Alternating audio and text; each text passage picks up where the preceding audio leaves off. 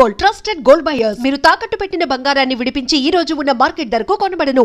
ఎందుకు అడిగాను ప్రత్యేకంగా అంటే సాహిత్యాల విషయంలో కూడా కొంచెం ట్రెడిషనల్గా ఉండే ఇళ్లలో ఈ సాహిత్యం పాడద్దు పాడించద్దు అని కూడా కొన్ని ఆంక్షలను చెప్పను, కానీ కొన్ని నియమాలు ఉంటాయి. సో ఆ నియమాలు అంటే ఉదాహరణకి రొమాంటిక్ డ్యూయట్స్ ఒక దశకంలో అయితే బాగా సాహిత్యాలు కొద్దిగా శృతి మించి కూడా మనం ఉన్నాయి ఎప్పుడూ ఉన్నాయండి. అంటే మరీ ఇప్పుడు సపోజ్ నేను అన్నయ్య పాడుతున్నాను అనుకో, అసలు నేను అన్నయ్య డ్యూయట్ పాడేటప్పుడే నేను బుక్ ఇలా అడ్డం పెట్టుకుని పాడేదాన్ని. నాకు మొహమాటంగా ఉండేది చాలా. తర్వాత తను చెప్పేవాడు ఇలా అయితే ఎలా పాడగలుగుతాం, అప్పటికి ఇంకా అంత పెద్దగా ట్రాక్ సిస్టమ్ లేదు కదా, అలా ఉంటే పాడొచ్చు, ఇద్దరం కలిసి పాడాల్సి వచ్చినప్పుడు నువ్వు అలా ఉండకూడదు, పాటగా తీసుకో అని.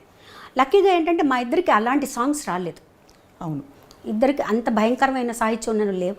ఒకవేళ 1-2 వచ్చినా కూడా తను ఏం చెప్పాడంటే మేము ఇద్దరం పాడడం ఇది, మీరు వేరే వాళ్ళ చేత పాడించేసాయి అని చెప్పేసేవారండి. అబ్బా అసలు మీ ఇద్దరం తను పాడదు, మీరు వేరే ఇంకెవరి చేతన్నా పాడించుకోండి అని చెప్పేసేవారనమాట. ఆ ఇబ్బంది ఎప్పుడు నాకు అంతగా రాలేదండి. సపోజ్ ఇంకొంచెం ఏదైనా నాకు నా నాలెడ్జ్కి తెలిసి ఏదన్నా కొంచెం బాగాలేదు ఇక్కడ అంటే నేను కొంచెం ధైర్యంగానే చెప్పేదాన్ని, ఇది బాగాలేదండి నాకు ఇబ్బందిగా ఉంది అని. అప్పుడు కొంచెం మన మాటను కూడా వినేవాళ్ళండి. అప్పుడు మీరు వదులుకోవడం కూడా పెద్ద విషయం, అంటే అవకాశం కదా. అవును అవును. అంటే మీరు దేనికి ప్రాధాన్యత అంటే వస్తున్నాం అప్పుడే కదా మేము కూడా వస్తున్నాం. ఒక సాంగ్ వదులుకోవడం అంటే అది చాలా పెద్ద విషయం. ఎప్పుడైనా చూపుకుంటుందా ఇప్పుడు తలుచుకుంటే? అంటే మంచి పనే చేశాను అనిపిస్తుంది. చాలా గొప్ప విషయం అండి, నా కళ్ళలో నీళ్ళు వస్తున్నాయి మీరు చెప్తుంటే. ఎందుకంటే నాకు ఎప్పుడు మీలో ఒక గుణం, ఇది వ్యక్తిగతం అయితే ఏమనుకోకండి, కానీ అన్నయ్య గీసిన గీత నేను దాటకూడదు, అన్నయ్యకి తగ్గట్టుగా నేను ఉండాలి, అమ్మ నాన్నకి తగ్గట్టు ఉండాలనే ఆ చక్కదనం మీలో కనిపిస్తుంది. అంటే అన్నయ్య కూడా ఎప్పుడు కూడా నువ్వు ఇలా ఉండాలని ఎప్పుడు చెప్పలేదండి. తన్ని చూసే మనకు అర్థమైపోతుంది. తన ఒక్క చూపుతో ఇది నచ్చింది నచ్చలేదు అని మనం గమనించి చెప్పేసేయచ్చు. మన బిహేవియర్ ఎలా ఉన్నప్పుడు తను ఒక చూపు చూశాడంటే సేమ్ మా మదర్ అనమాట, ఓకే అర్థమైపోతుంది తనకు నచ్చలేదు, తనకు నచ్చినట్టు మనం ఉండాలి. అంటే చాలామంది అంటారు అంటే మీ ఇండివిజువాలిటీని వదులుకోవడం కదండి అది, బాలుగారు చెప్పినట్టే మీరు ఉండాలి, ఆయన పద్ధతిలోనే మీరు ఉండాలి అంటే నేనేం నష్టపోలేదు కదండి. నేనేమి నష్టపోలేదు. నేను ఫీల్ అయితే నాకు స్వాతంత్రం లేదు, నేను ఇలా ఉండాలి అలా ఉండాలనుకుంటున్నాను అలా వెళ్ళాలనుకుంటున్నాను అంటే అప్పుడు నేను బాధపడచ్చు. నాకేమాత్రం లేదు, ఓకే నేను ఎందుకంటే తను ఎంత కష్టపడుతున్నాడో, తను ఎంత పద్ధతిగా ఉన్నాడో, అందరితో ఎలా మెలుగుతున్నాడో అవన్నీ తన్ని ఇక్కడికి వచ్చాక చెన్నై వచ్చాక నాకు అర్థమైంది. పెద్ద ఫ్యామిలీ మాది, ఆ ఫ్యామిలీని అంతా తనే పోషిస్తున్నారు.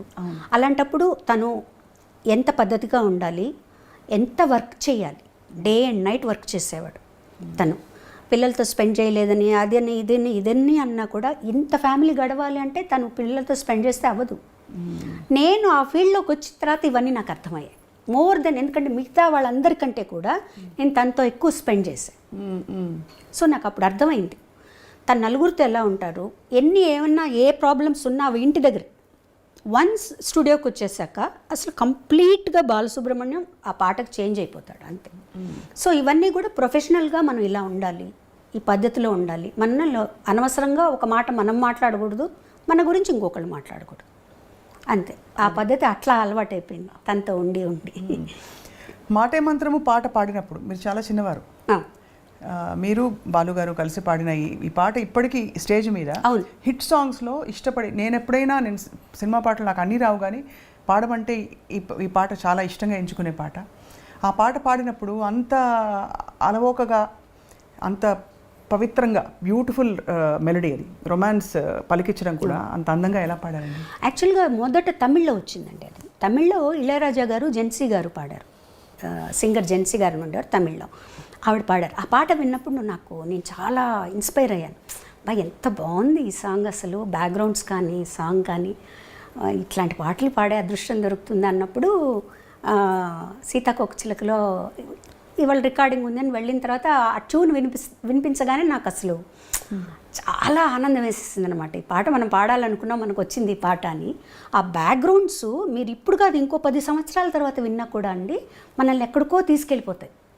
అప్పుడు ఇలా చేశారా, ఇంత మంచి బ్యాక్గ్రౌండ్స్ ఇచ్చారా, ఇంత బ్యూటిఫుల్గా ఒక సాంగ్ కంపోజ్ చేశారా అనిపిస్తుంది. ఎన్నిసార్లు పాడినా మీరు అన్నట్టు ఆ పాట ఎన్నిసార్లు పాడినా కూడా మనల్ని ఒక లోకల్లోకి తీసుకెళ్ళిపోతుంది.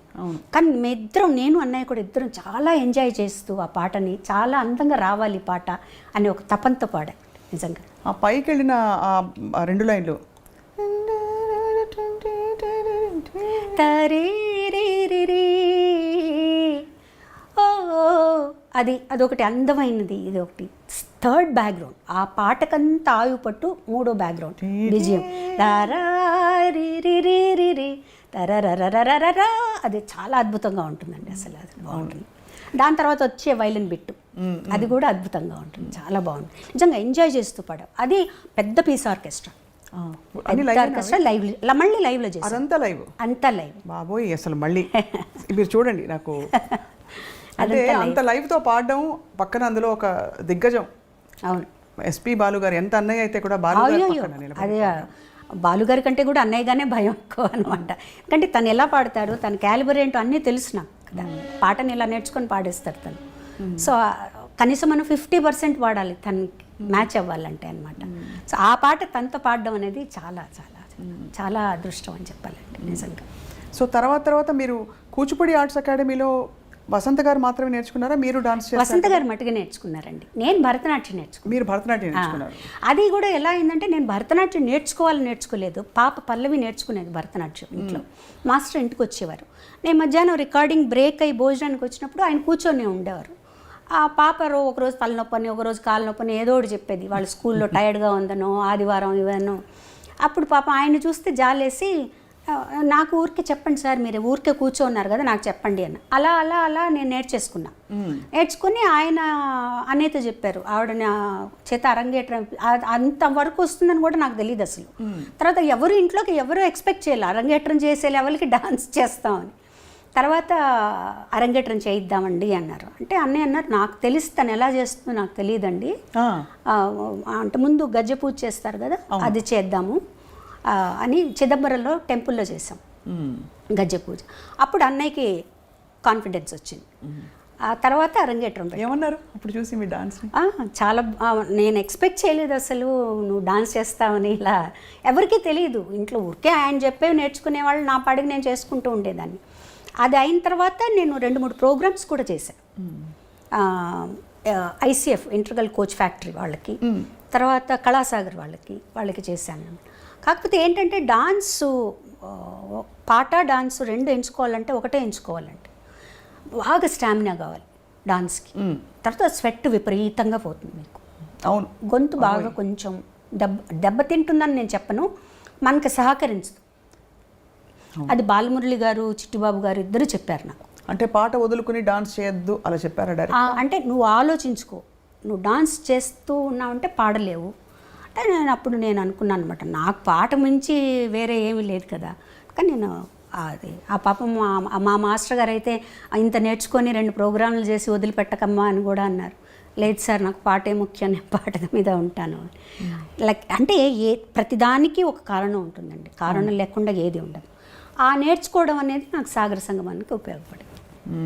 ఆ డాన్స్ అరంగేట్రం చూసే విశ్వనాథ్ గారు అది మరొక అంటే మలుపు అని చెప్పొచ్చు. బికాజ్ చాలా చాలా పెద్ద మలుపు. మీరు నటనలోకి రావడం, అఫ్కోర్స్ ఒకే సినిమాలో వేశారు కానీ గుర్తుండిపోయే పాత్ర. అప్పుడు విశ్వనాథ్ గారు చూసి అడిగినప్పుడు మళ్ళీ ఆలోచించారా, ఇది మళ్ళీ నేను యాక్టింగ్ ఫీల్డ్? ఆలోచించడం క్వశ్చనే లేదండి, నేను చెయ్యను అని చెప్పేసాను. ఓకే. ముందు విశ్వనాథ్ గారు అడిగారు, ఏడుది నాగేశ్వరరావు గారు ఆయన అడిగారు, అందరూ అడిగారు. అన్నయ్య చేతి చెప్పించారు, మా వదిన గారి చేతి చెప్పించారు, విశ్వనాథ్ గారు మిస్సెస్ చేతి చెప్పించారు. నేను చెయ్యను అని చెప్పాను. ఎంత స్పష్టత అలా ఎలా వచ్చేసింది? అన్నయ్య కూడా వద్దని అనలేదు కదా? ఎవరు వద్దలేదు. అన్నయ్య కూడా చేస్తే బాగుంటుందని చెప్పారు, అందరూ చెప్పారు. అందులో విశ్వనాథ్ గారి సినిమా తన దగ్గర నుండి చూసుకుంటారు, నీకు భయం లేదని. నాకు వద్దు, నేను కంఫర్టబుల్ కాదు, నాకు వద్దు, నేను చేయను అని చెప్పేసాను. నేను పాటలే పాడుకుంటాను. విశ్వనాథ్ గారు తెలివిగా ఏం చేశారంటే, మా నాన్నగారి దగ్గరికి వెళ్ళి మా నాన్నగారి దగ్గర ఒప్పించారు. బాబాయ్, నేను మంచి క్యారెక్టర్, దాని చేత చేయిస్తాను, ఎటువంటి చెడ్డ పేరు రాదు అవన్నీ చెప్తే, ఇంకా నాన్నగారు నన్ను పిలిచి, అన్నయ్య అంతలా ఆడుతున్నారమ్మా, నువ్వు చేయొచ్చు కానీ రిలక్టెంట్గానే ఒప్పుకున్నానండి ఆ క్యారెక్టర్. నిజంగా అంటే సరిపోయింది. నేను ఇష్టం లేకుండా చేయబట్టి ఆ క్యారెక్టర్ కరెక్ట్గా సరిపోయినట్టే అనిపిస్తుంది నాకు. నాకు యాక్టింగు అంత కష్టం అనిపించలేదు, ఎందుకంటే ప్రతిదీ విశ్వనాథ్ గారు కరెక్ట్గా యాక్ట్ చేసి ఇలా చెయ్యాలి. చిన్న చిన్న మూమెంట్స్, జుట్టు ఇలా వెనక్కి వేసుకోవడం దగ్గర నుంచి ఆయన చేసి చూపించేవారు. మా నాన్నగారి మీద నాకెంతో గౌరవం ఉంది, భక్తి ఉంది. ఇప్పుడు తప్పులు తెలుసుకుని నేను ఆయన మర్చిపోలేను.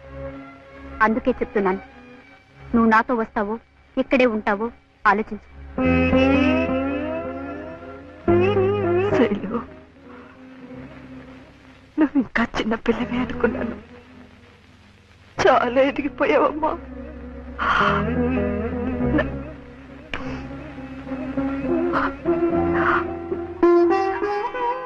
నన్ను వదిలి వెళ్ళిపోతావా? మన ఇంటి గౌరవం మనల్ని వదిలి వెళ్ళిపోయే ముందు నేనే నా జాగ్రత్త పడ్డం మంచిది. అందుకే ఇప్పటికీ మించిపోయింది లేదు. ఎవరిని కావాలనుకుంటున్నావో ఆలోచించుకో. కానీ అయినా మీరు అలా పట్టేసి, ఎందుకంటే ఆ పాత్రలో మీకోసమే ఆ పాత్ర అల్లినట్టు అనిపిస్తుంది. అది మనకి అది విశ్వనాథ్ గారిలో ఉందండి. అది అదే నేను చేసిన ఒక్క సినిమా కాబట్టి నాకు అనిపిస్తుంది ఆయనలో ఉంది అది. అంటే అఫ్కోర్స్ మనలో కూడా ఆ జీల్ రావాలి, చెయ్యాలి అని ఆయన చేస్తుంటే మనకు ఆటోమేటిక్గా వచ్చేస్తుంది. తర్వాత ఫస్ట్ నేను భయపడింది ఏంటంటే కమల్ హాసన్ గారు ముందర చేయాలి. ఇది శాస్త్రీయ నృత్యమా? కాదా? ఏ సాంప్రదాయం? ఎన్ని సంప్రదాయాలు ఉన్నాయో కూడా తెలుసా నీకు?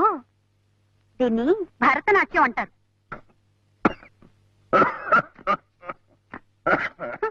అమ్మో, అది నాకు అసలు నాకు వచ్చే ఆయన చెప్పినట్టు ఏదో కోతులు అవి గెంతులు వేస్తున్నట్టు, భూతాలు దయ్యాలు అన్నట్టు ఆ నా డాన్స్ సినిమా డాన్స్ సరిపోదు. ఎందుకంటే సినిమా డాన్స్లో అన్నీ మిక్స్ అవుతాయండి. కథక్కు అన్నీ మిక్స్ చేస్తారు.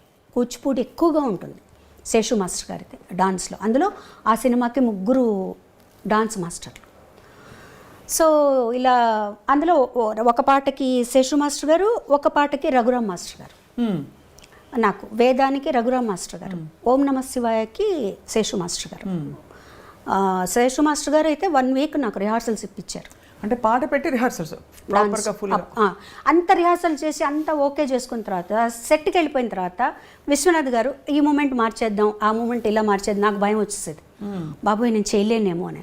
కానీ చేయించారు, బాగా చేయించారు. నీకేం భయం లేదు, నువ్వు టైం తీసుకో అని. బట్ డాన్స్ కొంచెం కష్టపడ్డాను, కానీ నటన మటుకు విశ్వనాథ్ గారు చెప్పినట్టే చేశాను. ఆయన ఎలా చెప్తే అలా చేశాను. ఏమిటి మమ్మీ, ఉన్నట్టుండి ఎక్కడికి ప్రయాణం? డాక్టర్ తాతగారింటికి. అక్కడే కొన్నాళ్ళ పాటు ఉండి నువ్వు డాన్స్ నేర్చుకోవాలి. ఇంకా కొత్తగా నేర్చుకునేదే ఉంది. ఎన్నో ప్రోగ్రామ్స్ సన్మానాలు అయ్యాక. అదేనే నేను చేసిన పొరపాటు. పాకడం కూడా సరిగ్గా రాని పాప పరిగెత్తుతానంటే సరే అన్నాను. ఓహో, అయితే కొత్తగా నడకలు నేర్పే గురువు గారు అక్కడే ఆ ఊళ్ళోనే ఉన్నారన్నమాట. అవును. ఎవరు? బాలకృష్ణ గారు. వాట్?